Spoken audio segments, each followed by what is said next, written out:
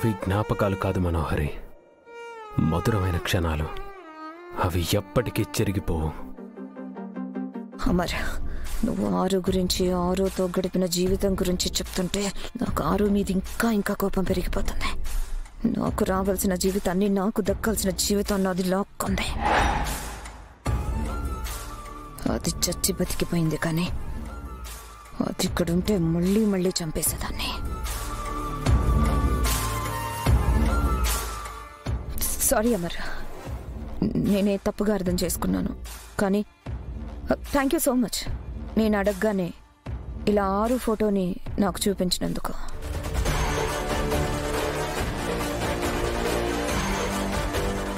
అక్క ఫోటో, ఇమ్మీడియట్గా నేను అక్క ఫోటో చూడాలి.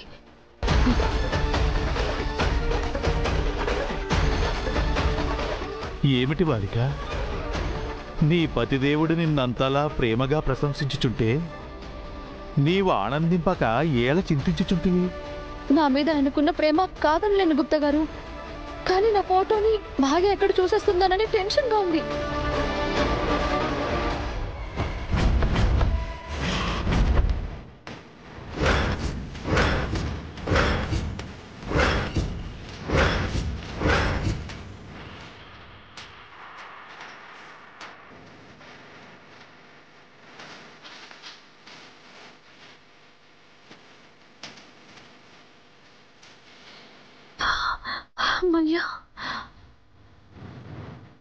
మనోహరి, ఇంకెప్పుడు ఈ రూమ్ గురించి ఎక్కువ ఆలోచించుకో.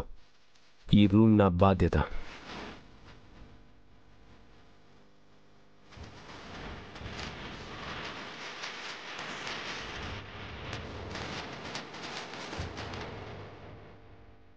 అమ్మయ్యా, భాగి నన్ను చూడలేదు.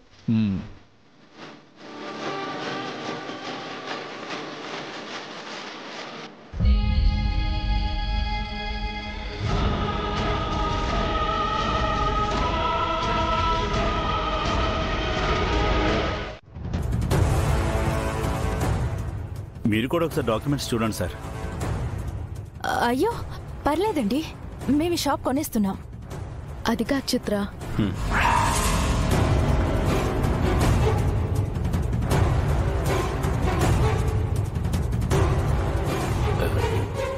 సైన్ చేయండి సార్.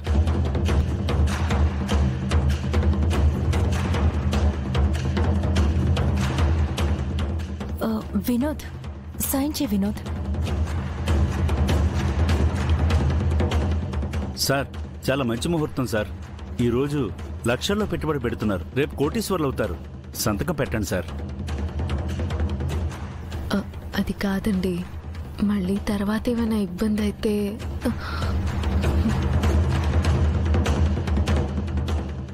వినోద్, టైం అవుతుంది, సైన్ చేయి.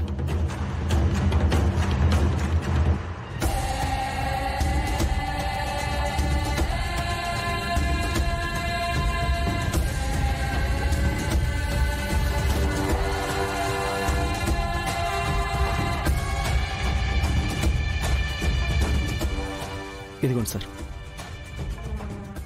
సార్, డబ్బులు లెక్క పెట్టుకోండి. పర్వాలేదమ్మా, ఈ రోజు నుంచి ఈ షోరూమ్కి మీరే ఓనర్స్.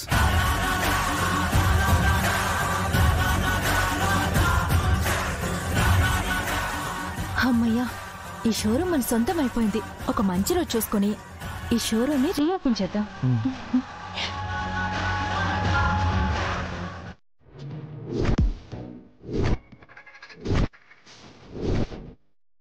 ఏంటంజు, నాకు భయపడి మీ అక్క ఎలక్షన్స్ లో పోటీ చేయను అందంట కదా? అదేం కాదు, మా అక్క చదువుకోవాలని పోటీ చేయనని చెప్పింది. కవరింగ్ వద్దు, ఓడిపోతానన్న భయంతోనే మీ అక్క పోటీ చేయడం లేదు. మా అక్క చేతిలో నువ్వు ఎప్పుడైనా గెలిచావా?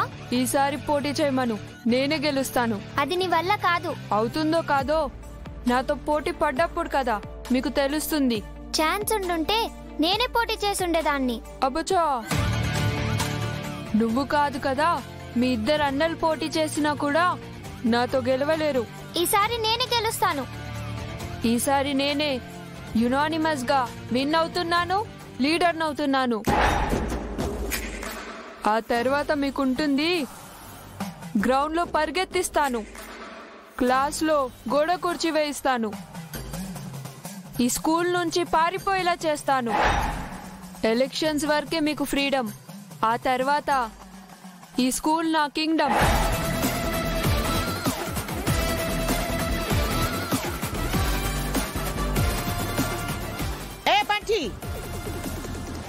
Hello madam. ఇక్కడ రా. చెప్పండి మేడం. ఏం చేస్తున్నావు నువ్వు?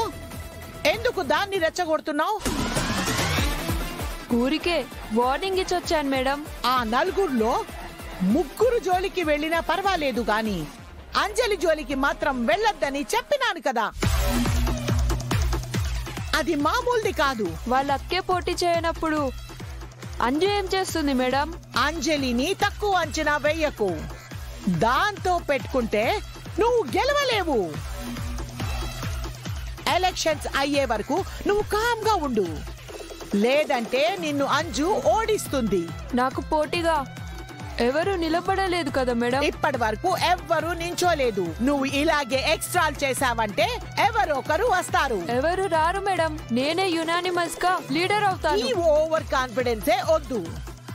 లీడర్ గా సెలెక్ట్ అయ్యేంత వరకు సైలెంట్ గా ఉండు. ఆ తర్వాత వాళ్ళ సంగతి చూడొచ్చు. Okay madam. వెళ్ళిపో.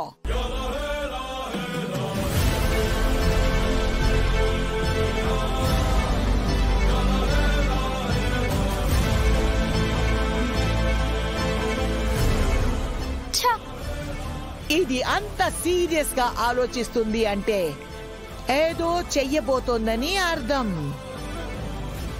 బంటిగాడు అనవసరంగా గెలుక్కుంటున్నాడు.